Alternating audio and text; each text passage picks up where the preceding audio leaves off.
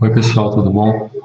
É, Bom, estou fazendo essa videoaula aqui para vocês, estou fazendo pelo Meet, que é mais prático de usar que o programa que eu estava usando antes, né? Então vocês vão notar essa diferença para começar. Mas essa videoaula é para ser rápida, deve ter no máximo 20 minutos. Eu vou falar aqui os pontos principais, eu vou fazer tipo um fichamento do livro 1984. Para quem já leu e ficou com alguma dúvida, eu vou tentar criar aqui campos gerais para compreensão. Para quem ainda não leu tudo, também vai ajudar a compreender um pouco melhor a história. Então, deixa eu abrir aqui uma telinha. Vamos esperar aparecer.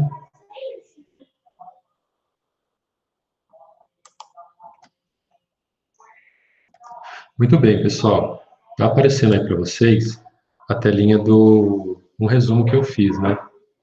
Eu nem coloquei nome, mas, e aliás, deixa eu salvar, né? Que vai que acontece qualquer acidente aqui no meio do caminho e eu perco isso aqui, eu vou ter que gravar tudo de novo para vocês verem que está tudo sendo ao vivo aqui, hein? Mas vamos lá. Ó, esse é um resumo, como eu falei, né, da história. Para começar, temos as premissas.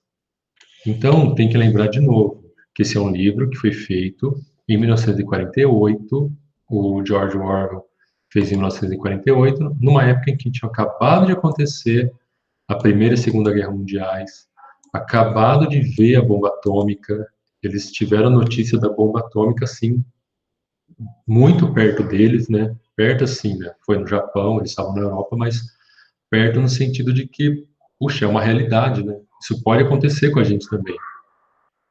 Para nós, a bomba atômica não é assim uma realidade tão palpável quanto foi para eles. Eles ainda viviam sobre a miséria e os escombros da guerra e ainda lembravam muito bem sobre os governos totalitários, como o do Hitler e do Stalin, ok? Tem que lembrar disso para entender essa ambientação desse romance. Romance distópico, lembrando novamente, né? Deixa eu colocar aqui. É uma distopia, ok? Que é um gênero literário. Como é que era esse mundo de 1984? Ele era dividido em três grandes potências, a Oceânia, a Lestásia e a Eurásia. Ainda existia uma grande faixa não ocupada por nenhuma dessas potências, que englobava ali um pedaço da Índia, um bom pedaço da África e algumas ilhas do, do Índico e da Oceania. E, e Londres, que é a cidade onde se passa o romance, ficava na Oceânia, ok? Havia um processo de guerra constante, o tempo todo eles estavam brigando, essas três potências estavam brigando entre si ou fazendo aliança contra a outra, então havia um equilíbrio de poder. Nunca uma delas era dominava totalmente a situação. Também havia um totalitarismo extremo, era um governo altamente centralizado, que chamavam de partido, né? O partido, ele controlava todos os aspectos da vida do cidadão, e isso é uma característica do totalitarismo, né? Uma vigilância tão constante e total, que é caracterizado pelas teletelas.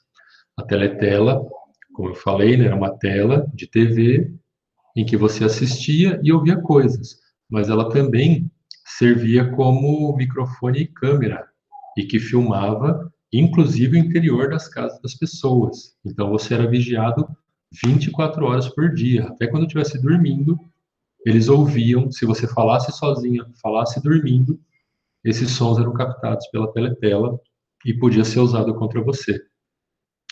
E tinha uma empresa, né, que produzia tudo, num sistema bem semelhante ao que acontece nos comunismos, né? Tinha uma empresa que produzia tudo, desde casas até cigarros. Então esse é um mundo assim bem sombrio, uma mistura de um socialismo com totalitarismo, assim, uma coisa bem bizarra. O partido, pessoal, o partido, ele era o Socing, né, socialismo inglês, Na língua inglesa é invertida essa sigla, é WINSOC, mas nesse caso não tem problema, né? O partido, ele tinha uma figura central, mítica, inclusive, né, a gente pode falar de mística e mítica, que era o grande irmão, e esse grande irmão, ele meio que era nesse sentido de grande irmão mesmo, o irmão mais velho, aquele cara que está sempre cuidando de você. Essa ideia de Big Brother, em inglês, né, Big Brother, e é daí que vem o famoso programa da Globo, Big Brother Brasil, que é justamente essa ideia de vigilância total e constante sobre as pessoas. Mas então, a ideia do grande irmão é uma pessoa assim que, alguém carinhoso, alguém que você pode contar com essa pessoa, ok? Então essa é a ideia do tal do grande irmão. Esse ministério, o partido e o governo do partido, né? Aqui eu posso colocar o partido e seu governo. Então, o governo desse partido não tinha leis, não havia leis. Só que todo ato individual era altamente questionável. Tudo que você fizesse só para você, que não fosse em nome do partido, não é nem em nome da sociedade. O que não fosse em nome do partido era altamente questionável. Então você não podia ter um momento de prazer. Você não podia simplesmente ter um momento de prazer. Ah, agora eu vou relaxar, vou tomar um cafezinho aqui de boa, não vou fazer nada. Isso não existia. Ou você estava trabalhando, ou você estava fazendo algo pelo partido. Se não fosse uma dessas duas coisas, era proibido. Mesmo que não houvesse leis proibindo, você era gentilmente, né, levado até o Ministério do Amor e lá levava um pouco de tortura, talvez fosse preso por trabalho forçado e voltava e aprendia que o seu tempo e a sua vida pertencem ao partido. Muito bem.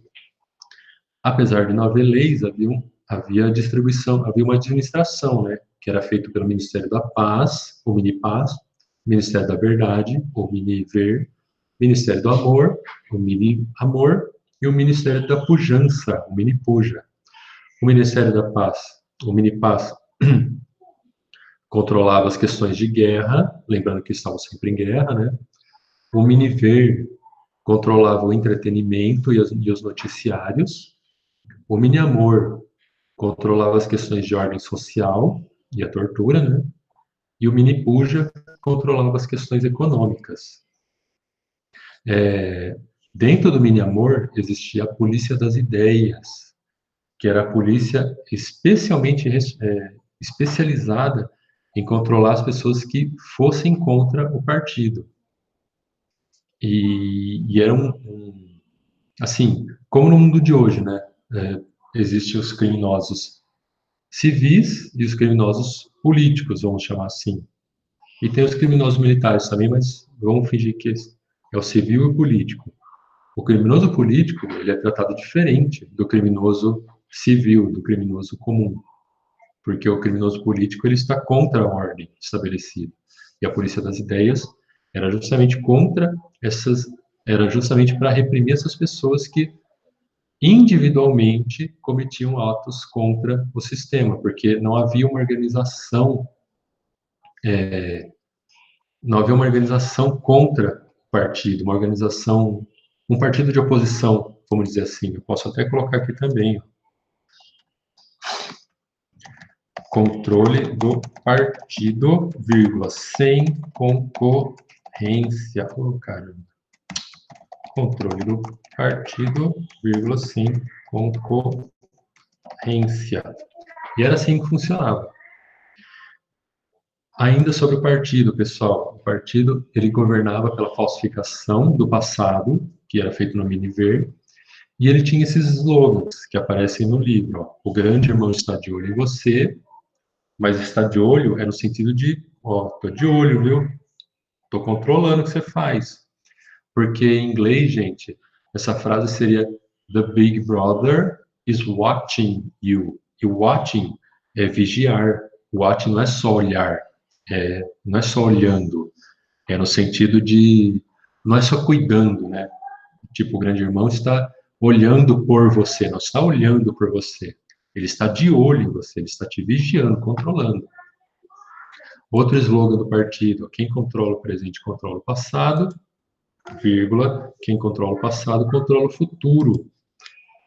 E eles praticavam isso com a falsificação do passado, né? Que a gente vai ver daqui a pouquinho melhor. E o terceiro e principal slogan, que é repaz, liberdade à escravidão, ignorância à força. Esse slogan vai aparecer muito melhor, ele vai ser muito melhor explicado na parte 3 do romance. Nós ainda estamos na parte 1, e agora nós vamos entrar na parte 2. Então, isso aí vocês vão entender, a gente vai deixar para falar isso mais para frente. Muito bem, como é que se dava o controle do partido sobre a população? Tinha 4 formas diferentes, né? Grosso modo falando. Que era a primeira era a manipulação do passado, e o personagem principal, né, o Winston, ele trabalha no departamento de... Nossa, eu me esqueci agora o nome do departamento, mas era um departamento dentro do Ministério da Verdade, em que a função dele é manipular, é pegar notícias do passado, destruir as notícias antigas e recolocar notícias novas no lugar. Com que objetivo? Primeiro, para que o grande irmão nunca se enganasse. Se o grande irmão falou que uma pessoa era boa e depois essa pessoa se mostrava ruim, então eles voltavam lá no dia em que o grande irmão falou que aquela pessoa era boa e trocavam a notícia. Eles trocavam, ó, o grande irmão sempre soube que essa pessoa era ruim. Então botava lá, o grande irmão está desconfiado dessa pessoa. Outro sentido, evaporar pessoas. Evaporar no romance é no sentido de fazer com que a pessoa nunca tenha existido na vida. Então, se uma pessoa era contra o governo, de alguma forma, né, ela manifestasse algum comportamento contra o governo, então ela era tirada do meio social, ela desaparecia, mas não só ela desaparecia, ela não constava como presa ou executada, ela deixava de existir. Também o Ministério da Verdade ia lá e apagava todos os registros dessa pessoa. Chegava a pagar até a certidão de nascimento dessa pessoa. Essa pessoa nunca existiu. Listas de jogo de xadrez, em que essa pessoa aparecia como participante, até essas listas, esses detalhezinhos, eram refeitos para que essa pessoa nunca tenha existido. E as pessoas não podiam sequer falar, mencionar que um dia essa pessoa existiu. Outra forma de manipulação era distorcer as estatísticas, sempre para melhor. No livro aparece o exemplo do chocolate, em que o Winston ouve pela teletela que vão racionar o chocolate de 30 gramas para 20 gramas. Vão cortar o chocolate de 30 gramas para 20 gramas. Então, ele mesmo teve que refazer essa notícia. O grande irmão, num momento anterior, tinha prometido, tinha falado que não haveria corte de chocolates. Só que houve esse corte de chocolates. O que ele vai e faz? Ele muda a notícia do passado. Quando o grande irmão falou que não haveria cortes, ele muda e fala que o grande irmão acredita que poderá haver cortes de chocolate no futuro. Então, isso justifica o corte que está havendo naquele momento no presente. Só que o negócio vai mais longe ainda. Porque aí uma outra pessoa modifica essa notícia. Vocês vão lembrar na hora no capítulo 4, quando eles estão almoçando, quando ele e o Simon estão almoçando, e já não se fala mais da notícia do corte do chocolate, de que poderia haver o corte. Pelo contrário, agora já se fala que houve um aumento na produção de chocolate. Então, uma outra pessoa já está pegando a notícia que o Winston distorceu e está distorcendo de novo, para que a realidade pareça sempre melhor do que foi o passado. E as pessoas acreditam nisso na mesmo instante. Como é que elas acreditam nisso? Bom, a gente vai chegar lá, né? Elas têm que acreditar nisso. Mas a gente vai chegar lá, por que elas acreditam? E a última coisa da manipulação do passado é para tornar ele invariável. Se o grande irmão está dizendo que a Oceânia sempre esteve em guerra com a Lestásia, a Oceânia sempre esteve em guerra com a Lestásia. Mesmo que no ano passado se dissesse que a Oceânia estava sempre em guerra com a Eurásia. Não, A Oceânia sempre esteve em guerra com a Lestásia, e ai de você se falar contra. Se daqui a um ano mudar a política e voltar a guerra com a Eurásia, a Oceânia sempre esteve em guerra com a Eurásia, nunca esteve em guerra com a Lestásia. Então, essa era uma forma de controle do passado, de modo a tornar o partido sempre infalível. O partido sempre soube das coisas, sempre tomou as melhores decisões, sempre tornou a vida melhor. Outro recurso é a nova fala. Deixa eu ver meu tempo. Outro recurso é a nova fala. Então, lembra do vídeo que eu mostrei para vocês da Rita Von Hunt e do exemplo dos gregos que não tinham a cor azul? Como eles não tinham a cor azul no vocabulário, eles não eram capazes de falar que o céu era azul. Então, a nova fala é uma língua criada, de modo a reduzir o vocabulário e, ao mesmo tempo, a realidade das pessoas. Se você não tem palavras para roubo, furto, estupro, você nem sabe o que são esses 3 crimes. Esse é um exemplo do que pode ser a redução do mundo de uma pessoa. Também se abreviavam as palavras, de modo que a pessoa usasse as palavras sem nem pensar que está usando. Era uma forma de não haver lapso, né? De não haver a possibilidade da pessoa estar falando e estacar no meio e falar, não, peraí, por que eu falei isso? E, ao mesmo tempo, servia para reprimir pensamentos e ações.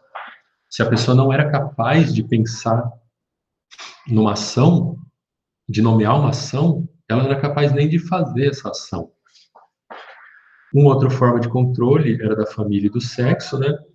Os pais cuidavam dos filhos, mas os filhos eram criados para vigiar os pais. Eles eram criados para adorar o partido e denunciar os pais se fosse preciso. Sexo era apenas para procriação, não havia prazer sexual. E então essa pulsão sexual, né, que é natural do ser humano, que não era despejada no ato sexual, ela era direcionada para o partido. O partido usava essa energia das pessoas contra os inimigos do partido e a favor do partido. E aí a gente vem na última forma de manipulação, né, do controle do partido, que era pelo ódio, pela guerra e pelo duplo pensamento. Aí a gente tem exemplo no livro dos 2 minutos de ódio, da semana de ódio, que se chamam assim mesmo no livro, ou seja, são formas de você fazer as pessoas sentirem muito ódio pelos inimigos do partido. A guerra constante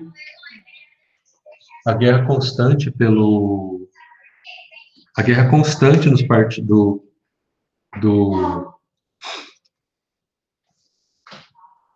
a guerra constante do partido, essa guerra inventada, né, constante, e o duplo pensamento, que era uma forma de a pessoa ela pensar algo e pensar o contrário imediatamente.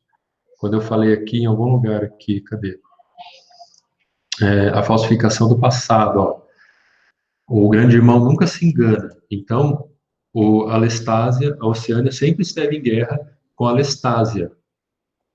Se fosse preciso amanhã mudar e dizer que a Oceânia sempre esteve em guerra com a Eurásia, maravilha, a minha cabeça esquece comodamente da realidade atual e aceita a nova realidade. Mas no momento em que eu precisar usar isso contra alguém, eu imediatamente vou recuperar a informação de que a Oceânia está em guerra com a Eurásia e não está mais com a Lestásia.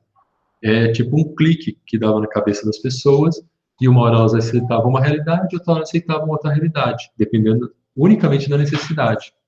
Ok? Por último, pessoal, os personagens desse romance, dessa distopia. Os 3 principais, 4 principais, aliás, são Winston, né? O Winston Smith, que é o personagem principal e tudo gira em torno dele. Tem o O'Brien, que é um membro do núcleo do partido. Lembrando que o partido ele é formado pelo núcleo, né, o núcleo duro, e pelos membros exteriores. Aliás, essa sociedade, né, eu poderia colocar aqui também. Espera aí. Divisão. Núcleo do partido, membros exteriores, vírgula, e os proletas, que são o proletariado. Os proletas, né, eles aparecem como coadjuvantes no...